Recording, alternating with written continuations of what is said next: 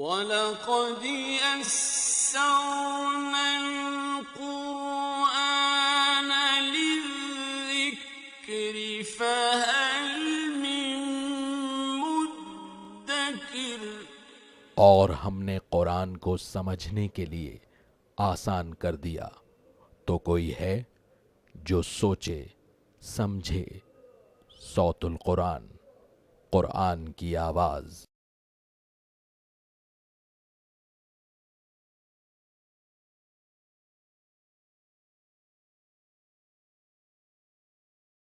نحمده ونصلي على رسوله الكريم اما بعد فاعوذ بالله من الشيطان الرجيم بسم الله الرحمن الرحيم کاف ها یا عین صاد ذکر رحمت ربک عبدہ زکریا صدق اللہ العظیم۔ سورہ مریم سے ہم اپنا مطالعہ شروع کر رہے ہیں۔ یہ سورہ مبارکہ بھی مکی سورت ہے اور اس میں اہل کتاب کے حوالے سے بھی گفتگو ہے اور مشرکین مکہ کے حوالے سے بھی گفتگو اللہ تعالیٰ نے ارشاد فرمائی ہے۔ انبیاء کے ذاتی سیرت اور کردار کا اللہ نے ذکر فرمایا ہے اور انبیاء پر جو تہمتیں لگائی گئیں اس کا اس سورہ مبارکہ میں رد کیا گیا ہے۔ ابراہیم علیہ السلام کا واقعہ بھی انشاءاللہ اس میں ہم پڑھیں گے۔ مزید نوٹ فرمائیے کہ جس طرح سورہ آل عمران میں ہم نے دیکھا تھا کہ اس کے ابتدا میں حضرت یحییٰ علیہ السلام کی معجزانہ پیدائش کا ذکر تھا حضرت زکریا علیہ السلام کے ہاں، اور اس کے بعد حضرت عیسیٰ علیہ السلام کی معجزانہ پیدائش کا ذکر آیا تھا۔ اسی طرح یہاں پہلے حضرت یحییٰ علیہ السلام کی پیدائش کا ذکر ہے حضرت زکریا علیہ السلام کے ہاں، اور اس کے بعد حضرت عیسیٰ علیہ السلام کی معجزانہ پیدائش کا ذکر آئے گا۔ اسی سورہ مبارکہ کی ابتدائی چند آیات حضرت جعفر طیار رضی اللہ تعالی عنہ نے نجاشی رحمۃ اللہ علیہ کے سامنے پڑھی تھیں ہجرت حبشہ کے موقع پر سن 5 نبوی میں۔ تو ان ابتدائی آیات ہی کو انہوں نے ان کے سامنے بیان کیا تو نجاشی رحمۃ اللہ علیہ کی آنکھوں سے آنسو جاری ہو گئے تھے، اور انہوں نے کہا کہ یہ حق کلام ہے اور بالکل صحیح حقیقت بیان کرتا ہے عیسیٰ علیہ السلام کی، اور اس کے بعد نجاشی رحمۃ اللہ علیہ نے ایمان قبول کر لیا تھا۔ کاف ہا یا عین صاد، یہ حروف مقطعات ہیں، انہیں علیحدہ علیحدہ پڑھا جاتا ہے۔ اس کے اصل معنی اللہ تعالیٰ ہی کے علم میں ہیں۔ ذکر رحمت ربک عبدہ زکریا، یہ تذکرہ ہے آپ کے رب کی رحمت کا اس کے بندے زکریا علیہ السلام پر۔ پہلے رکوع میں زکریا علیہ السلام کا ذکر ہے اور ان کے ہاں حضرت یحییٰ علیہ السلام کی معجزانہ پیدائش کا تذکرہ آئے گا۔ اذ نادى ربہ نداء خفیا، یاد کیجئے نبی صلی اللہ علیہ وسلم جب انہوں نے اپنے رب کو آہستہ آہستہ پکارا، یعنی انفرادی طور پر تنہائی میں چپکے چپکے۔ قال ربی انی وہن العظم منی، انہوں نے عرض کیا کہ اے میرے رب بے شک میری ہڈیاں کمزور ہو گئی ہیں، واشتعل الرأس الشیبہ، اور بڑھاپے کی وجہ سے سر سفید ہو گیا ہے، یہ انتہائی بڑھاپے کی علامت ہے۔ ولم اکم بدعائک رب شقیہ، اور اے میرے رب میں تو اس سے مانگ کر کبھی بھی محروم نہیں رہا۔ یہ بڑے خوبصورت الفاظ، یعنی کہ ہر حال میں اللہ سے امید رہنی چاہیے بندے کو، مایوسی کفر ہے ہمارے دین میں۔ تو اے میرے رب میں نے جب بھی تجھے پکارا ہے میں کبھی بھی محروم نہیں رہا۔ وانی خفت الموالی من ورائي، اور یقیناً میں اپنے بعد اپنے رشتہ داروں سے ڈرتا ہوں۔ مراد یہ کہ مجھے کوئی دکھائی نہیں دے رہا کہ جو اس نبوت کی میراث کو سنبھال سکے، اس روحانی وراثت کو آگے بڑھا سکے۔ وکانت امراتی عاقرہ، اور میری بیوی بانجھ ہے۔ فہب لی من لدنک ولیہ، بس مجھے اپنی جناب سے ایک وارث عطا فرما۔ ان انتہائی بڑھاپے میں ہیں اور اہلیہ بھی بانجھ ہو چکی ہیں، اب اللہ سے درخواست کریں کہ اللہ اپنی رحمت سے مجھے ایک وارث عطا فرما۔ یرثنی و یرث من آل یعقوب، وہ وارث ہو میرا اور اولاد یعقوب کا۔ وجعلہ ربی رضیہ، اور اے میرے رب اسے پسندیدہ بنا دے، سب لوگ اس کو پسند کرنے والے ہوں۔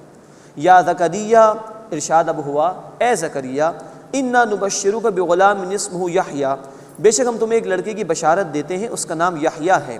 لم نجعل لہ من قبل سمیہ، ہم نے اس سے پہلے کسی کو اس کا ہم نام نہیں بنایا، یعنی پہلی مرتبہ کسی انسان کا نام یحییٰ رکھا گیا تو وہ یہی حضرت یحییٰ علیہ السلام تھے۔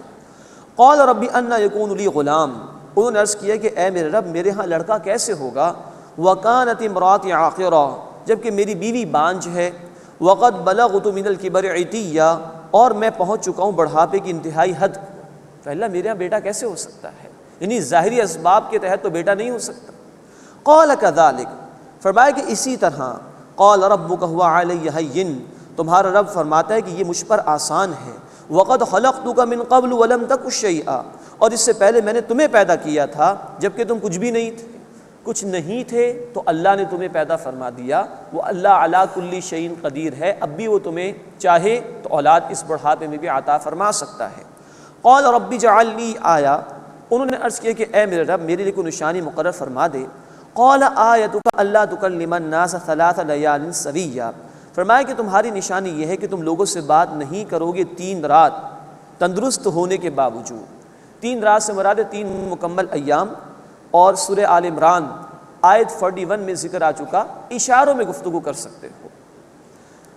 اللہ تکلم الناس ثلاث لیال سویا، کہ تم لوگوں سے بات نہیں کرو گے 3 رات یعنی مکمل 3 ایام تندرست ہونے کے باوجود۔ فخرج علی قومہ من المحراب، بس وہ عبادت گاہ سے اپنی قوم کے پاس باہر آئے۔ فاوحی الیہم، ان کی طرف اشارہ کیا، ان سبحوا بکرۃ وعشیہ، کہ تسبیح بیان کرو صبح و شام۔ مراد یہ کہ لوگوں سے بھی کہا کہ اللہ کا ذکر ہر حال میں کرتے رہیں۔ اب اس کے بعد پیدائش ہو گئی یحییٰ علیہ السلام کی، اس کا ذکر آ رہا ہے۔ یا یحییٰ خذ الکتاب بقوہ، اے یحییٰ کتاب کو مضبوطی سے تھامو۔ وآتیناہ الحکم صبیہ، اور ہم نے انہیں بچپن سے ہی حکمت عطا کر دی تھی۔ یعنی کہ یہ اشارہ اس بات کی طرف ہو رہا ہے کہ اللہ تعالیٰ نے بہت نوازا یحییٰ علیہ السلام کو، اور بچپن سے ہی حکمت و دانائی کی باتیں ان کو اللہ تعالیٰ نے سکھا دی تھی۔ وحنان من لدنا وزکا، اور اپنے پاس سے شفقت اور پاکیزگی عطا کی۔ وکان تقیہ، اور وہ متقی تھے یعنی اللہ کی نافرمانی سے بچنے والے تھے۔ وبرم بوالدی، اور اپنے ماں باپ سے اچھا سلوک کرنے والے۔ ولم یکن جبارا عصیہ، اور نہ وہ سرکش تھے اور نہ ہی نافرمان۔ اب یہ الفاظ جب ہم قرآن حکیم میں پڑھتے ہیں تو کچھ عجیب سے لگتے ہیں کہ انبیاء کا ذکر ہو رہا ہے اور قرآن نے یہ بات بتا دی۔ تو اس کی وجہ یہ ہے کہ بائبل میں یہود نے بے شمار الزامات لگائے عیسیٰ علیہ السلام پر بھی، جس کا ذکر آئے گا، اور یحییٰ علیہ السلام پر بھی۔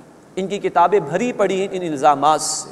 تو اللہ تعالیٰ نے ان الزامات کی نفی فرمائی ہے اور اپنے انبیاء علیہ السلام کا دفاع فرمایا ہے، اور ان کی پاکیزہ سیرت کو ان الفاظ میں اللہ تعالیٰ نے بیان فرمایا کہ وبرم بوالدی، اور وہ اپنے ماں باپ کے ساتھ اچھا سلوک کرنے والے تھے۔ ولم یکن جبارا عصیہ، اور سرکش نہیں تھے اور نہ ہی نافرمان۔ وسلام علیہ یوم ولد، اور ان پر سلامتی ہو جس دن وہ پیدا کیے گئے۔ ویوم یموت، اور جس دن وہ فوت ہوں گے۔ ویوم یبعث حیا، اور جس دن دوبارہ ان کو زندہ کر کے کھڑا کیا جائے گا۔ اب یہ 3 مواقع بڑے سخت ہوتے ہیں ایک انسان پر، اس دنیا میں پیدائش کا موقع، اس دنیا میں موت کا موقع، اور آخرت میں جب انسان کو کھڑا کیا جائے گا۔ یہ تینوں مواقع بڑے سخت ہیں۔ یحییٰ علیہ السلام کے مقام کو اللہ تعالیٰ بیان فرما رہے ہیں کہ ان تینوں مواقع پر ان کے لیے سلامتی ہی سلامتی ہے۔ تو جتنا یہود نے ان انبیاء علیہ السلام پر الزامات لگائے، اتنی ہی ان کی پاکیزہ سیرت اور ان کے بلند مقام کو اللہ تعالیٰ نے قرآن حکیم میں بیان فرمایا۔ اس کے بعد دوسرا رکوع شروع ہو رہا ہے، اس میں حضرت مریم سلام علیہا کے ہاں عیسیٰ علیہ السلام کی پیدائش کا ذکر ہے، اور یہود نے انکار کیا تھا عیسیٰ علیہ السلام کی معجزانہ پیدائش کا، اس کا بھی بیان آ رہا ہے۔ وَاذْكُرْ فِي الْكِتَابِ مریم، اور اے نبی صلی اللہ علیہ وسلم کتاب میں یعنی قرآن میں مریم سلام علیہا کا ذکر کیجئے۔ اِذِ انتبذت من اہلہا مکان شرقیہ، جب وہ اپنے گھر والوں سے یکسو ہو گئیں ایک مشرقی مکان میں۔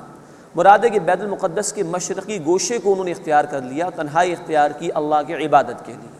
عیسائیوں نے بھی بیت المقدس کے مشرقی حصے کو ہی قبلے کے طور پر اختیار کر رکھا ہے۔ فَاتَّخَذَتْ مِن دُونِهِمْ حِجَابًا، پھر پردہ ڈال لیا ان کی طرف سے، مراد ہے کہ ان سے کنارہ کشی اختیار کر لی، تنہائی میں چلی گئیں عبادت کے لیے۔ فَأَرْسَلْنَا إِلَيْهَا رُوحَنَا، پھر ہم نے ان کی طرف اپنے فرشتے کو بھیجا۔ یہاں نوٹ کیجئے روح کا لفظ جبریل امین علیہ السلام کے لیے آیا ہے۔ قرآن میں یہ لفظ وحی کے لیے بھی آتا ہے، انسانی روح کے لیے بھی آتا ہے، اور فرشتے کے لیے بھی آتا ہے۔ یہ تینوں چیزیں عالم امر سے متعلق ہیں جس میں ٹائم فیکٹر انوالو نہیں ہوتا، کن فیکون، اللہ فرماتے ہو جاؤ، فوراً یہ معاملہ ہو جاتا ہے۔ فَأَرْسَلْنَا إِلَيْهَا رُوحَنَا، پھر ہم نے ان کی طرف اپنے فرشتے نے جبریل امین علیہ السلام کو بھیجا۔ فَتَمَثَّلَ لَهَا بَشَرًا سَوِيًّا، تو وہ ان کے لیے ٹھیک آدمی کی شکل میں بن کر آ گئے۔ قالت انی اعوذ بالرحمن منک، حضرت مریم سلام علیہا نے کہا کہ میں بے شک اللہ کی پناہ میں آتی ہوں تجھ سے، ان کنت تقیہ، اگر تو متقی ہے، تقوی اختیار کرنے والا ہے، تو مراد یہاں سے ہٹ جا۔ قال انما انا رسول ربک، انہوں نے کہا کہ میں تمہارے رب کا بھیجا ہوا ہوں لِأَهَبَ لَكِ غُلَامًا زَكِيًّا، تاکہ تمہیں ایک پاکیزہ لڑکا عطا کروں۔ انسانی شکل میں آئے تھے، ابھی بشارات دے رہے ہیں۔ قالت انا یکون لی غلام، وہ بولی میرے ہاں لڑکا کیسے ہوگا، ولم یمسسنی بشر، جبکہ مجھے کسی انسان نے چھوا تک نہیں، ولم اکو بغیہ، اور نہ ہی میں کوئی برا عمل کرنے والی ہوں، تو یہ کیسے ممکن ہے کہ میرے ہاں بیٹے کی ولادت ہو جائے۔ قال کذالک، انہوں نے فرمایا کہ اسی طرح، قال ربک هو علی ہین، تمہارے رب نے فرمایا کہ یہ مجھ پر آسان ہے، وَلِنَجْعَلَهُ آیَةً لِلنَّاسِ، اور تاکہ ہم اسے لوگوں کے لیے ایک نشانی بنا دیں، وَرَحْمَةً مِنَّا، اور اپنی طرف سے رحمت، وَكَانَ أَمْرًا مَقْضِيًّا، اور یہ ایک طے شدہ امر ہے، یعنی ہو کر رہے گا۔ یہاں اللہ تعالیٰ نے فرمایا کہ اللہ تعالیٰ ایک نشانی بنا دیں گے۔ عیسیٰ علیہ السلام کی معجزانہ پیدائش بھی ایک نشانی، اور وہ ماں کی گود میں ہی بول اٹھے تھے، جس کا آگے چل کے ذکر آ رہا ہے، یہ بھی ایک نشانی۔ ان کے معجزات سراپا نشانی۔ اسی طرح ان کا رفع آسمانی کہ اللہ نے ان کو زندہ ساتواں آسمان کے اوپر بلند فرما لیا، یہ بھی ایک اللہ کی نشانی۔ تو سراپا معجزانہ شخصیات ہے عیسیٰ علیہ السلام کی۔ وَكَانَ أَمْرًا مَقْضِيًّا، اور یہ ہے ایک طے شدہ امر، یہ ہو کر رہے گا، اللہ کا فیصلہ یہی ہے۔ فَحَمَلَتْهُ، پھر انہوں نے اسے اٹھایا، فَانْتَبَذَتْ بِهِ مَكَانًا قَصِيًّا، بس وہ اسے لے کر ایک دور کی جگہ چلی گئی، یعنی اب اللہ کے حکم سے حمل ٹھہر گیا حضرت مریم سلام علیہا کو، اور وہ اسے لے کر، اس حمل کو لے کر، یعنی عیسیٰ علیہ السلام کو لے کر وہ وہاں سے چلی گئیں، اور تقریباً 8 میل دور ایک علاقہ بیت الحم مفسرین نقل کیا، وہاں پر جا کر انہوں نے سکونت اختیار کی۔ فَأَجَاءَهَا الْمَخَاضُ إِلَى جِذْعِ النَّخْلَةِ، پھر درد ذے انہیں کھجور کے درخت کے تنے کی طرف لے آیا، یعنی ولادت کی جو تکلیف ہے وہ تکلیف ان کو ایک درخت کے پاس لے آئی، اور یہیں سے یہ نقطہ بیان کیا مفسرین نے کہ اس موقع پر جب کہ بچے کی ولادت ہو، ایک خاتون کا کسی شے کو مضبوطی سے پکڑ لینا بڑا مفید ہوتا ہے، اور وہ درد برداشت کر لینا آسان ہو جاتا ہے۔ تو حضرت مریم سلام علیہا بھی کھجور کے تنے کی طرف آ گئیں۔ قالت یا لیتنی مت قبل ھذا، بولی اے کاش میں اس سے قبل مر چکی ہوتی، وکنت نسیا منسیا، اور میں بھولی بھسری ہو جاتی، مجھے فراموش کر دیا گیا ہوتا۔ یعنی اب اس بات کا خوف ہے کہ جب یہ بچہ پیدا ہو جائے گا تو میں اس کو لے کر جاؤں گی تو کس طرح میں لوگوں کو فیس کروں گی، اس پر یہ جملہ انہوں نے کہا۔ فناداها من تحتها، بس ان کے نیچے سے آواز دی۔ ایک رائے یہ ہے کہ فرشتے نے آواز دی، یہ ذرا بلند ٹیلے کے اوپر تھی، نیچے سے فرشتے نے آواز دی ہے، اور ایک رائے یہ بھی ہے کہ عیسیٰ علیہ السلام ہی پکار اٹھے تھے جبکہ ان کی ولادت ہو چکی تھی، اور آگے چل کر ہم پڑھیں گے کہ والدہ کی گود میں ہی وہ پکار اٹھے تھے۔ تو یہ دونوں آراء مفسرین نے بیان کی ہیں۔ فناداها من تحتها، بس ان کے نیچے سے آواز دی، اللہ تحزنی، کہ گھبراؤ نہیں، قد جعل ربک تحتک سریہ، تمہارے رب نے تمہارے نیچے ایک چشمہ جاری کر دیا ہے، یعنی کہ اب اللہ نے اسباب بھی فراہم کر دیے ہیں غذا کے اعتبار سے۔ وَهُذِّي إِلَيْكِ بِجِذْعِ النَّخْلَةِ، اور کھجور کا تنا اپنی طرف ہلاؤ، تُسَاقِطْ عَلَيْكِ رُطَبًا جَنِيًّا، تم پر تازہ کھجوریں جھڑ پڑیں گی۔ اب یہاں نوٹ فرمائیے کہ پانی تو اللہ تعالیٰ نے جاری فرما دیا، کھجور کا درخت بھی موجود ہے، لیکن کہا کہ تنا اے مریم تم خود ہلاؤ، یعنی انسان جتنا کچھ کر سکتا ہے وہ اس کو کرنا چاہیے، پھر اللہ کے اختیار میں ہے، توکل پھر اللہ پر ہوگا۔ تو اسباب کو اختیار کرنا یہ انسان کے اختیار میں ہے، ممکنہ حد تک اسباب کو اختیار کرنا چاہیے، اس کے بعد توکل ہونا چاہیے مسبب الاسباب پر۔ تو درخت ہلانا کیونکہ ان کے اختیار میں تھا، اسے کہا کہ وَهُذِّي إِلَيْكِ بِجِذْعِ النَّخْلَةِ، اور کھجور کا تنا اپنی طرف ہلاؤ، تُسَاقِطْ عَلَيْكِ رُطَبًا جَنِيًّا، تم پر تازہ کھجوریں جھڑ پڑیں گی۔ فَكُلِي وَاشْرَبِي، تم کھاؤ اور پیو، وَقَرِّ عَيْنًا، اور اپنی آنکھیں ٹھنڈی کرو، فَإِمَّا تَرَيِنَّ مِنَ الْبَشَرِ أَحَدًا، پھر اگر تم کسی آدمی کو دیکھو، فَقُولِي، بس تم کہو، إِنِّي نَذَرْتُ لِلرَّحْمَنِ صَوْمًا، میں نے رحمان کے لیے روزے کی نظر مانی ہے، فَلَنْ أُكَلِّمَ الْيَوْمَ إِنسِيًّا، بس آج ہرگز کسی آدمی سے کلام نہیں کروں گی۔ ایک رائے مفسرین کی یہ کہ اس وقت خاموشی کا بھی روزہ ہوا کرتا تھا کہ اب میرا کیونکہ روزہ میں کسی سے گفتگو بھی نہیں کروں گی۔ فَأَتَتْ بِهِ قَوْمَهَا تَحْمِلُهُ، پھر وہ انہیں اٹھا کر اپنے قوم کے پاس لائیں۔ قالوا یا مریم، وہ بولے اے مریم، لقد جئت شیئا فریا، تم تو بڑی غضب کی شے لے کر آئی ہو، بڑا برا عمل تم نے کیا ہے، معاذ اللہ۔ یا اخت ہارون، اے ہارون کی بہن، ما کان ابوک امرأ سوء، تمہارے والد کوئی برے آدمی تو نہیں تھے، وما کانت امک، اور نہ ہی تمہاری ماں کوئی برا عمل کرنے والی تھی۔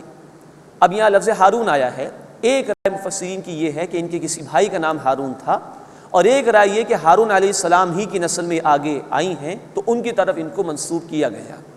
فاشارت الیہ، تو انہوں نے بچے کی طرف اشارہ کیا، عیسیٰ علیہ السلام کی طرف اشارہ کیا۔ قالوا کیف نکلم من کان فی المہد صبیا، وہ بولے ہم گہوارے میں گود کے بچے سے کیسے بات کریں، یہ تو عجیب سی بات ہو جائے گی۔ قال انی عبد اللہ، اب عیسیٰ علیہ السلام پکار اٹھے۔ عیسیٰ علیہ السلام نے فرمایا کہ بے شک میں اللہ کا بندہ ہوں، آتانی الکتاب، اس نے مجھے کتاب عطا فرمائی، وجعلنی نبیا، اور مجھے نبی بنایا، وجعلنی مبارکا اینما کنت، اور جہاں کہیں میں ہوں مجھے بابرکت بنایا، واوصانی بالصلاۃ، اور مجھے نماز کا حکم دیا، والزکاۃ، اور زکوٰۃ کا، ما دمت حیا، جب تک میں زندہ رہوں، وبرم بوالدتی، اور اپنی والدہ سے اچھا سلوک کرنے والا، ولم یجعلنی جبارا شقیا، اور مجھے سرکش بد نصیب نہیں بنایا، والسلام علیہ یوم ولدت، اور سلامتی ہو مجھ پر جس دن میں پیدا ہوا، ویوم اموت، اور جس دن میں وفات پاؤں گا، ویوم ابعث حیا، اور جس دن میں زندہ ہو کر اٹھایا جاؤں گا۔ یہ پورا کلام کر دیا عیسیٰ علیہ السلام نے۔ یہ ہے اللہ کی قدرت کا معاملہ۔ اس طرح حضرت مریم سلام علیہا کی پاکیزگی کا اعلان فرما دیا اللہ تعالیٰ نے۔ اور نوٹ فرمائیے، یہ جو الزام لگا تھا یہی ختم ہو گیا تھا کہ مریم سلام علیہا کے ایک بچے کی ولادت کیسے ہو گئی، تو ماں کی گود میں ہی عیسیٰ علیہ السلام پکار اٹھے کہ میں اللہ کا بندہ ہوں، اور یہ تمام تفسیر انہوں نے بیان کر دی، معاملہ رفع دفع ہو گیا تھا۔ یہ جو یہود نے الزامات لگائے ہیں عیسیٰ علیہ السلام پر کہ معاذ اللہ ان کی ناجائز طریقے پر ولادت ہوئی ہے، یہ بعد کے دور میں ہوا، جب عیسیٰ علیہ السلام نے ان کے سامنے حق پیش کیا اور ان کی برائیوں پر ان پر نکیر کی، تب انہوں نے مخالفت کرتے ہوئے الزام تراشی کی کہ ان کی ناجائز طریقے پر ولادت ہوئی تھی، معاذ اللہ، ورنہ اس موقع پر اللہ نے معاملہ بالکل رفع دفع کر دیا تھا۔ مزید نوٹ فرمائیے، عیسیٰ علیہ السلام نے بھی فرمایا کہ وبرم بوالدتی، اور مجھے اپنی والدہ کے ساتھ اچھا سلوک کرنے والا بنایا۔ والد کا ذکر نہیں آیا، بار بار قرآن نمایا کرتا ہے کہ عیسیٰ علیہ السلام کی پیدائش بغیر والد کے ہوئی تھی۔ وَلَمْ يَجْعَلْنِي جَبَّارًا شَقِيًّا، اور مجھے سرکش بد نصیب نہیں بنایا ہے۔ جیسے ہم نے یحییٰ علیہ السلام کے بیان میں پڑھا تھا پچھلے رکوع میں، وہی معاملہ یہاں پر بھی ہے کہ عیسیٰ علیہ السلام پر بھی الزامات لگائے گئے۔ چنانچہ آج بھی book of Matthew chapter number 12 اور اس کی ورسز 46 سے لے کے 50، ان ورسز میں آج بھی عیسیٰ علیہ السلام پر اپنی والدہ کی نافرمانی کے الزامات لگائے گئے۔ یہ ہے جو یہود نے کیا ہے۔ نصارہ بھی کچھ اس میں ملوث ہوئے ہیں کہ عیسیٰ علیہ السلام پر اور دیگر انبیاء پر تہمتیں لگائی گئی ہیں۔ قرآن برحق کلام ہے، سچا کلام ہے، اس کے بعد کوئی کتاب نہیں آئے گی تو ان تمام رسولوں اور انبیاء پر لگنے والے الزامات کی قرآن نے نفی کی ہے۔ اور یہ الفاظ ہیں عیسیٰ علیہ السلام کے، وَبَرًّا بِوَالِدَتِي، اور اپنی والدہ سے مجھے اچھا سلوک کرنے والا بنایا، وَلَمْ يَجْعَلْنِي جَبَّارًا شَقِيًّا، اور مجھے سرکش بد نصیب نہیں بنایا۔ اور یہاں پر بھی وہ 3 مواقع کا ذکر آیا، پیدائش، موت اور دوبارہ زندگی قیامت کے دن۔ تینوں مرحلے بڑے مشکل ہوتے ہیں۔ عیسیٰ علیہ السلام سے اللہ نے کہلوایا والسلام علیہ یوم ولدت، اور سلامتی ہے مجھ پر جس دن میں پیدا ہوا، ویوم اموت، اور جس دن میں وفات پاؤں گا۔ ابھی اللہ نے ان کو آسمانوں میں بلند فرمایا ہوا ہے، دوبارہ قیامت سے پہلے تشریف لائیں گے اور طبعی طور پر ان کی موت واقع ہوگی۔ ویوم ابعث حیا، اور جس دن میں زندہ ہو کر اٹھایا جاؤں گا۔ ذالک عیسی ابن مریم، یہ ہے عیسیٰ ابن مریم۔ قرآن میں کبھی ایسا ذکر نہیں آتا کہ موسیٰ بن فلاں، کسی رسول کا نام لیا جائے اور ان کے والد کا ذکر ہو، کبھی نہیں آتا، لیکن عیسیٰ ابن مریم بار بار یہ الفاظ آتے ہیں تاکہ واضح ہو جائے کہ عیسیٰ علیہ السلام کی پیدائش بغیر والد کی معجزانہ طور پر ہوئی۔ ذالک عیسی ابن مریم، یہ ہے عیسیٰ ابن مریم، قول الحق الذی فیہ یمترون، سچی بات جس میں وہ شک کرتے تھے، یعنی اس کو اللہ نے واضح فرما دیا۔ ما کان للہ ان یتخذ من ولد سبحانہ، اللہ کو ضرورت نہیں ہے کہ وہ کوئی بیٹا بنائے، وہ پاک ہے اس سے۔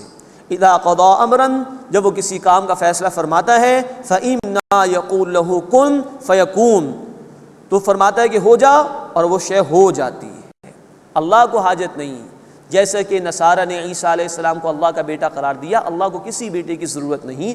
اللہ تو اتنا قادر ہے کہ وہ کسی شے کے لیے کہتا ہے ہو جا اور وہ شے فوراً ہو جاتی ہے۔ وَإِنَّ اللَّهَ رَبِّي وَرَبُّكُمْ فَاعْبُدُوهُ، اور بے شک اللہ میرا تمہارا رب ہے، بس اسی کی عبادت کرو۔ هَذَا صِرَاطٌ مستقیم، یہی سیدھا راستہ ہے۔ یہاں پر آ کر جب جعفر طیار رضی اللہ تعالی عنہ نے اس سورہ مبارکہ کی آیات کی تلاوت کی تھی نجاشی رحمۃ اللہ علیہ کے سامنے، تو نجاشی رحمۃ اللہ علیہ کی آنکھوں سے آنسو جاری ہو گیا تھا، اور انہوں نے ایک تنکا اٹھایا زمین سے اور کہا قرآن نے جو عیسیٰ علیہ السلام کی حقیقت بیان کی ہے وہ اس تنکے سے نہ زیادہ ہے نہ کم ہے، بالکل حق بیان کیا قرآن حکیم نے، اور پھر وہ ایمان لے آئے تھے۔ فاختلف الاحزاب من بینہم، پھر جماعتوں نے آپس میں اختلاف کیا۔ مراد یہ کہ عیسیٰ علیہ السلام کے حوالے سے کئی اختلافات پیدا ہوئے۔ ایک طرف یہودی ہیں جنہوں نے معاذ اللہ عیسیٰ علیہ السلام کو جادوگر کہا، اور یہ بھی کہا کہ ان کی ناجائز طریقے پر ولادت ہوئی تھی معاذ اللہ۔ پھر عیسائیوں میں کئی فرقے ہیں، جو ان میں پروٹسٹنٹس ہیں وہ کہتے ہیں کہ ابن اللہ ہیں، اللہ کے بیٹے ہیں۔ جو ان میں کیتھولک ہیں وہ کہتے ہیں کہ ثالث ثلاثہ، ٹرینٹی کا عقیدہ، تین میں سے ایک۔ اور جو آرتھوڈاکس ہیں وہ کہتے ہیں اللہ نے عیسیٰ ہی کی شکل اختیار کر لی، عیسیٰ ہی خدا ہیں، معاذ اللہ ثم معاذ اللہ۔ یہ اختلافات ان میں پیدا ہوئے۔ فاختلف الاحزاب من بینہم، پس جماعتوں نے اختلاف کیا آپس میں۔ فویل للذین کفروا من مشہد یوم عظیم، پس خرابی ہے، تباہی ہے کفر کرنے والوں کے لیے بڑے دن کی حاضری سے، یعنی جس دن ان کو پیش کیا جائے گا اللہ کے حضور میں تو وہ ڈر رہے ہوں گے اس دن کی حاضری سے۔ اسمع بہم وابصر، کیا کچھ سنیں گے اور کیا کچھ دیکھیں گے، یوم یأتوننا، جس دن وہ ہمارے سامنے آئیں گے۔ لیکن الظالمون اليوم فی ضلال مبین، لیکن آج کے ظالم کھلی گمراہی میں ہیں۔ وَأَنذِرْهُمْ يَوْمَ الْحَسْرَةِ إِذْ قُضِيَ الْأَمْرُ، اور اے نبی صلی اللہ علیہ وسلم انہیں خبردار کیجئے حسرت کے دن سے جبکہ معاملہ چکا دیا جائے گا۔ وَهُمْ فِي غَفْلَةٍ وَهُمْ لَا يُؤْمِنُونَ، لیکن وہ غفلت میں ہیں اور وہ ایمان نہیں لاتے۔ إِنَّا نَحْنُ نَرِثُ الْأَرْضَ وَمَنْ عَلَيْهَا، بے شک ہم وارث ہوں گے زمین کے اور جو کچھ اس پر ہے۔ وَإِلَيْنَا يُرْجَعُونَ، اور وہ ہماری طرف لوٹائے جائیں گے۔ یہ حضرت عیسیٰ علیہ السلام کے ضمن میں واقعہ مکمل ہوا۔ اب تیسرا رکوع شروع ہو رہا ہے، اس میں ابراہیم علیہ السلام کا ذکر ہے، اور ابراہیم علیہ السلام نے اپنے والد کے سامنے بڑے خوبصورت انداز میں دعوت پیش کی تھی، اس کا بھی بیان آ رہا ہے۔ وَاذْكُرْ فِي الْكِتَابِ ابراہیم، اور اے نبی صلی اللہ علیہ وسلم کتاب میں ابراہیم علیہ السلام کا ذکر کیجئے۔ إِنَّهُ كَانَ صِدِّيقًا نَبِيًّا، بے شک وہ سچے نبی تھے۔ نوٹ فرمائیے کہ نبی کا لفظ قرآن حکیم میں بار بار استعمال ہوا، رسول کا لفظ بھی قرآن حکیم میں بار بار استعمال ہوا۔ یہ ایک دوسرے کے سنونمز کے طور پر، مترادف کے طور پر استعمال ہوتے ہیں، لیکن نبی عام لفظ ہے، رسول خاص لفظ ہے۔ وہ نبی جنہیں کوئی کتاب دے دی جائے، شریعت دے دی جائے، یا معین طور پر کسی مخصوص قوم کی طرف بھیج دیا جائے، ان کو رسول کہا جاتا ہے۔ اور رسولوں کا جن قوموں نے انکار کیا وہ قومیں مٹائی گئیں۔ انبیاء شہید ہوئے ہیں، یحییٰ علیہ السلام، زکریا علیہ السلام، ان کو شہید کیا گیا ہے، رسول کبھی شہید نہیں ہوئے۔ چنانچہ قرآن کا وعدہ ہے سورۃ المجادلہ آیت نمبر 21 میں، کتب اللہ لأغلبن انا ورسولی، اللہ نے طے فرما دیا کہ میں اور میرے رسول غالب رہیں گے۔ تو رسول کبھی شہید نہیں ہوئے۔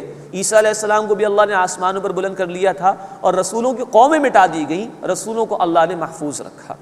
انہ کان صدیقا نبیا، بے شک وہ سچے نبی تھے۔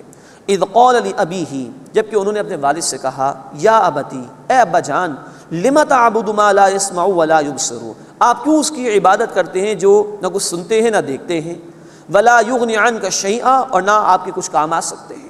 یا ابتی، اے ابا جان، انی قد جاءنی من العلم، بے شک میرے پاس وہ علم آیا ہے، وہ حقیقت آ چکی ہے، ما لم یأتک، جو آپ کے پاس نہیں آئی، فاتبعنی، بس آپ میری بات مانیے، اہدک صراطا سویا، میں آپ کو ٹھیک ٹھیک راستہ دکھاؤں گا۔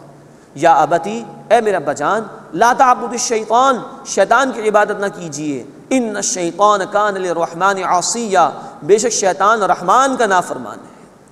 نوٹ فرمائیے، کہا گیا کہ شیطان کی عبادت نہ کیجیے۔ شیطان کے لیے کسی نے نماز سودا نہیں کی کبھی، نہ روزہ رکھا، نہ حج ادا کیا، نہ زکوٰۃ دی۔ عام طور پر عبادت کا مفہوم یہی سمجھا جاتا ہے کہ موڈس آف ورشپ کو اختیار کر لیا جائے، عبادات کا اہتمام کر لیا جائے۔ یہ بات درست نہیں۔ یہ بڑی بڑی عبادات تو پلرز آف اسلام ہیں، اسلام کی بنیادیں ہیں، بخاری و مسلم شریف کی حدیث کے مطابق۔ عبادت یہ ہے کہ زندگی کے تمام گوشوں میں محبت کے جذبے کے ساتھ اللہ کی اطاعت کرنا ہر مرحلے پر۔ اب اگر اللہ کے مقابلے میں کسی اور کی بات مانی جا رہی ہے تو گویا اس کی عبادت ہو رہی ہے۔ اللہ کے مقابلے میں شیطان کی پڑھائی ہوئی پٹی پر عمل ہو رہا ہے تو گویا شیطان کی عبادت ہو رہی ہے۔ اسی طرح اگر اللہ کے قانون کے مقابلے میں کسی اور کا قانون چل رہا ہو تو کسی اور کی عبادت ہو رہی ہے۔ یہ ہے عبادت کا وسیع تصور۔ یا ابتی اے میرے ابا جان، لا تعبد الشیطان شیطان کی عبادت نہ کیجیے، ان الشیطان کان للرحمن عصیا بے شک شیطان رحمان کا نافرمان ہے۔ یا ابتی اے میرے ابا جان، انی اخاف بے شک میں ڈرتا ہوں، ان یمسک عذاب من الرحمن کہ رحمان کا عذاب آپ پر نہ آ جائے، فتکون للشیطان ولیا پھر آپ ہو جائیں شیطان کے ساتھی۔ اب یہ دیکھیے کتنے حسین انداز سے والد کے سامنے دعوت پیش کی ہے۔ ہمارے معاشرے میں بھی اکثر نوجوانوں کو مسئلہ پیش آتا ہے تو رہنمائی ہے کہ دعوت دینی ہے ضرور دین کی، لیکن اس میں کوئی کرخت پن نہ ہو، لہجے میں کوئی سختی نہ ہو، بڑوں کو جب دعوت پیش کی جائے تو ادب کا لحاظ رکھنا ضروری ہے، چاہے کتنا ہی بڑا جرم کیوں نہ کر رہا ہو۔ یہاں باپ شرک کر رہا تھا، لیکن اے میرے ابا جان، اے میرے ابا جان، اے میرے ابا جان، اس انداز سے۔ اب باپ کیا کہہ رہا ہے دیکھیے، قال اراغم انت عن آلہتی یا ابراہیم، باپ نے کہا کہ اے ابراہیم کیا تو میرے معبودوں سے روگردہ ہے، ان کا انکار کرتا ہے، مخالفت کرتا ہے؟ لئن لم تنتہی اگر تو باز نہ آیا، لارجمنک تو میں تجھے ضرور سنگسار کر دوں گا، واہجرنی ملیا اور دور ہو جا ایک مدت کے لیے۔ یعنی کہ باپ نے بالکل دو ٹوک انداز میں مخالفت کی اور صاف انکار کر دیا، واہجرنی ملیا اور دور ہو جا ایک مدت تک کے لیے۔ قال السلام علیک، ابراہیم علیہ السلام نے فرمایا کہ آپ پر سلامتی ہو، ساستغفر لک ربی میں ابھی اپنے رب سے آپ کے لیے بخشش مانگوں گا، انہ کان بی حفیہ بے شک وہ مجھ پر بڑا ہی مہربان ہے۔ یہ ہے کہ علیحدگی بھی ہو تو خوبصورتی کے ساتھ، اور امید دلائی یا امید باقی رکھی اللہ سے بخشش مانگوں گا، اللہ مجھ پر بڑا ہی مہربان ہے، شاید وہ تجھے رہنمائی عطا فرما دے، ہدایت عطا فرما دے۔ تو یہ ہے ایک انداز دعوت دین کے مرحلے میں بڑوں کو کس طرح دعوت دینی ہے، کس طرح خوبصورتی کے ساتھ علیحدگی اختیار کرنی ہے، کس طرح رب کے حضور دعائیں کرنی ہے دوسروں کے لیے جن کے سامنے ہم دعوت پیش کر رہے ہیں۔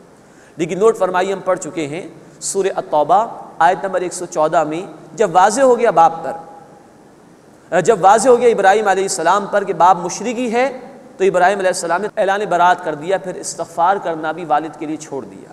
یہ ہے سورہ مریم مکی صورت، سورہ توبہ مدنی صورت ہے، آیت نمبر 114 میں تفصیل آ چکی ہے کہ اس کے بعد پھر ابراہیم علیہ السلام نے استغفار کرنا اپنے والد کے لیے ترک کر دیا۔ وَأَعْتَزِلُكُمْ وَمَا تَدْعُونَ مِن دُونِ اللَّهِ اور میں کنارہ کشی اختیار کرتا ہوں تم سے اور اللہ کے سوا تم جس کی عبادت کرتے ہو۔ وَأَدْعُو رَبِّي اور میں اپنے رب کی عبادت کروں گا۔ عَسَىٰ أَلَّا أَكُونَ بِدُعَاءِ رَبِّي شَقِيًّا امید ہے کہ میں اپنے رب سے دعا کر کے کبھی بھی محروم نہیں رہوں گا۔ نوٹ فرمائیے اسی صورت میں یہ الفاظ تھے حضرت زکریا علیہ السلام کے آیت نمبر 4 میں۔ اب یہ الفاظ آ رہے ہیں ابراہیم علیہ السلام کے۔ رب سے مایوس ہو کر انسان کہاں جا سکتا، اور اللہ کے سوا کوئی در ہے کہ جہاں سے ہمیں کچھ مل سکے، ہماری دعائیں قبول ہو سکے، ہمیں سہارا مل سکے؟ تو اپنے رب کو ہی پکاروں گا، اسی کی عبادت کروں گا۔ وَأَدْعُو رَبِّي اور میں اپنے رب کو ہی پکاروں گا۔ عَسَىٰ أَلَّا أَكُونَ بِدُعَاءِ رَبِّي شَقِيًّا امید ہے میں اپنے رب سے دعا کر کے کبھی بھی محروم نہیں رہوں گا۔ فَلَمَّا اعْتَزَلَهُمْ وَمَا يَعْبُدُونَ مِن دُونِ اللَّهِ پھر جب وہ یعنی ابراہیم علیہ السلام ان سے اور اللہ کے سوا جن کی وہ لوگ عبادت کرتے تھے کنارہ کش ہو گئے، وَهَبْنَا لَهُ إِسْحَاقَ وَيَعْقُوبَ ہم نے ان کو اسحاق اور یعقوب عطا فرمائے۔ وَكُلًّا جَعَلْنَا نَبِيًّا اور ہم نے دونوں کو نبی بنایا۔ ابراہیم علیہ السلام کے بیٹے ہیں اسحاق علیہ السلام، اور اسحاق علیہ السلام کے بیٹے ہیں یعقوب علیہ السلام، پھر ان کے 12 بیٹوں سے بنی اسرائیل کا سلسلہ آگے چلا ہے۔ یہاں نوٹ فرمائیے کہ یہ بشارات کب دی گئیں؟ ایک تو یہ کہ انتہائی بڑھاپے کو پہنچ چکے تھے ابراہیم علیہ السلام اس وقت، اور نمبر 2 نوٹ فرمائیے کہ جب انہوں نے علیحدگی اختیار کی ہے، باپ سے علیحدگی اختیار کر لی، قوم سے علیحدگی اختیار کر لی، ان مشکلات کو برداشت کیا ہے۔ اپنے ملک کو چھوڑ دینا، اپنے گھر کو چھوڑ دینا، اپنی قوم کو چھوڑ دینا کوئی آسان، اور کچھ نہیں پتا کہ کہاں ٹھکانہ ملے گا۔ لیکن جب علیحدگی اختیار کی ہے تب اللہ نے بشارات دی ہیں اسحاق علیہ السلام کی اور یعقوب علیہ السلام کی۔ گویا آزمائشوں سے گزرنے کے بعد ہی اللہ کی مدد آتی ہے۔ سورہ الم نشرح میں اللہ کے رسول صلی اللہ علیہ وسلم کو بھی کہا گیا فَإِنَّ مَعَ الْعُسْرِ يُسْرًا إِنَّ مَعَ الْعُسْرِ يُسْرًا بے شک مشکل کے ساتھ آسانی، پھر بے شک مشکل کے ساتھ آسانی۔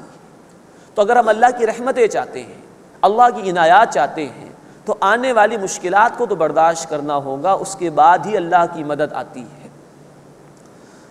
وَوَهَبْنَا لَهُم مِّن رَحْمَتِنَا اور ہم نے اپنی رحمت سے انہیں بہت کچھ عطا فرمایا۔ وَجَعَلْنَا لَهُمْ لِسَانَ صِدْقٍ عَلِيًّا، اور ہم نے ان کی سچائی کا بول بالا کر دیا، ان کا نام بلند کر دیا۔ آج بھی محمد کریم صلی اللہ علیہ وسلم کی امتی جب نمازیں ادا کرتے ہیں تو جہاں اپنے نبی صلی اللہ علیہ وسلم پر درود بھیجتے ہیں، وہاں ابراہیم علیہ السلام کو بھی یاد کرتے ہیں۔ اللہم صلی علی محمد وعلی آل محمد کما صلیت علی ابراہیم وعلی آل ابراہیم انک حمید مجید۔ اللہم بارک علی محمد وعلی آل محمد کما بارکت علی ابراہیم وعلی آل ابراہیم انک حمید مجید۔ گویا اپنے حبیب صلی اللہ علیہ وسلم کے ذکر کے ساتھ سیدنا ابراہیم کے ذکر کو بھی جاری فرما دیا اللہ تعالیٰ نے۔ یہ بھی نوٹ فرمائیے کہ رسالت مآب صلی اللہ علیہ وسلم کے بعد سب سے زیادہ جو مشکلات آئی ہیں وہ سیدنا ابراہیم علیہ السلام پر، طرح طرح کے امتحانات سے ان کو گزارا گیا، تو اللہ نے فرمایا کہ وَجَعَلْنَا لَهُمْ لِسَانَ صِدْقٍ عَلِيًّا، اور ہم نے ان کی سچائی کا بول بالا کر دیا۔ اس کے بعد اس سورہ مبارکہ کا 14 رکوع شروع ہو رہا ہے۔ اس میں موسیٰ علیہ السلام کا کچھ ذکر ہے، ان کے ابتدائی حالات کے حوالے سے، اسماعیل علیہ السلام کا ذکر بھی ہے، اور حضرت ادریس علیہ السلام کا بیان بھی ہے، اور نیک اور برے لوگوں کا ذکر اور ان کا انجام بیان کیا گیا ہے۔ وَاذْكُرْ فِي الْكِتَابِ موسیٰ، اور کتاب میں اے نبی صلی اللہ علیہ وسلم موسیٰ علیہ السلام کا ذکر کیجئے۔ اِنَّهُ كَانَ مُخْلَصًا، بے شک وہ چنے ہوئے تھے، اللہ نے انہیں خالص کر لیا تھا۔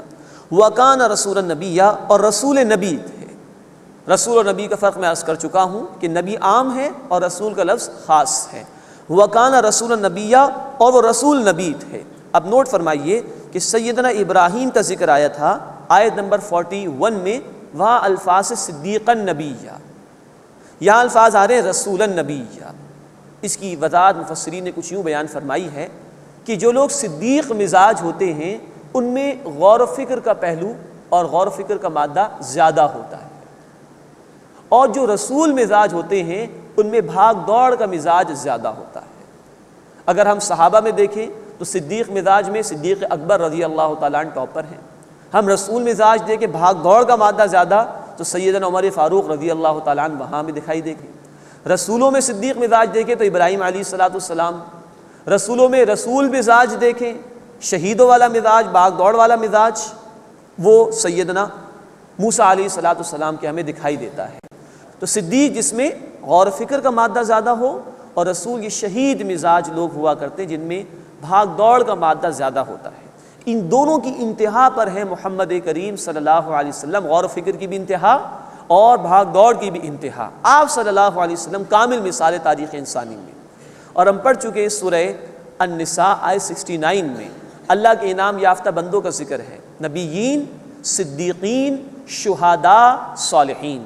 انبیاء یہ دروازہ بند ہو چکا، صدیقین یہ صدیق مزاج غور و فکر والے، شہداء یہ رسول مزاج بھاگ دوڑ والا مزاج، اور صالحین یہ عام لوگ ہیں، عام نیکوکار۔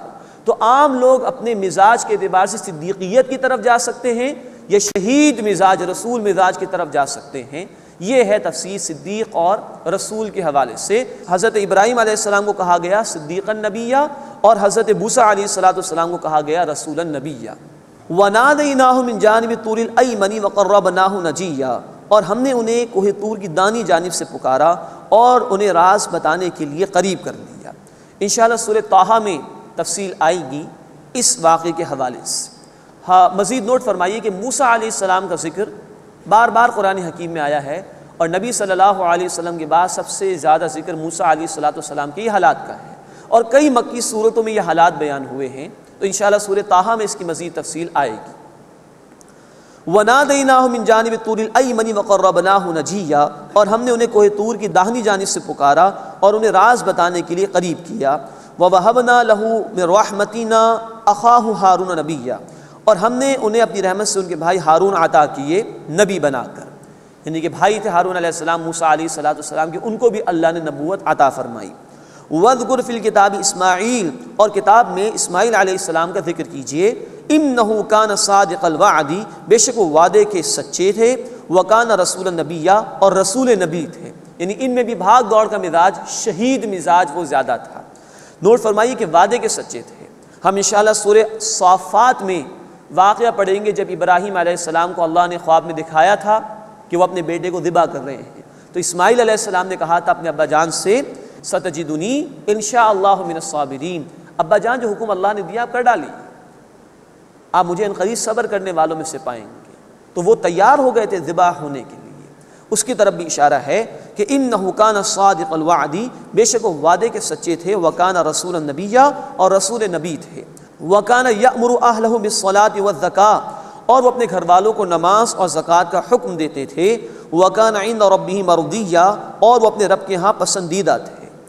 اب قرآن کی آیت ہمیں بتا رہی کہ اسماعیل علیہ السلام گھر والوں کو بھی نماز کا حکم دیتے تھے، زکوٰۃ کا حکم دیتے تھے۔ یہیں سے نوٹ فرمائی کہ ہماری ذمہ داری فقط اتنی نہیں ہے کہ ہم خود نیک بن جائیں اور عبادت گزار ہو جائیں، ہم تو نبی صلی اللہ علیہ وسلم کے امتی ہیں، تمام انسانیت تک اللہ کا پیغام پہنچانا اب ہماری ذمہ داری ہے۔ سورہ آل عمران آیت نمبر 104 اور سورہ آل عمران آیت نمبر 110 میں یہ ذمہ داری بیان کی گئی کہ تم نیکی کا حکم دو، برائی سے منع کرو۔ ہاں، اس فریضے کا آغاز ہوتا ہے اپنی ذات اور اپنے گھر سے۔